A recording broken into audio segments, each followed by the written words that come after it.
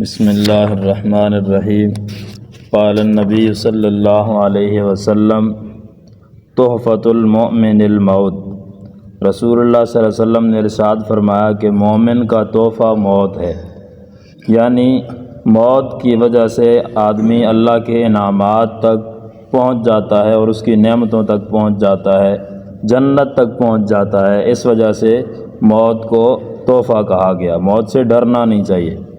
ید اللہ علی الجماع، اللہ کا ہاتھ ہے جماعت پر، اللہ کی تائید ہے جماعت کے ساتھ۔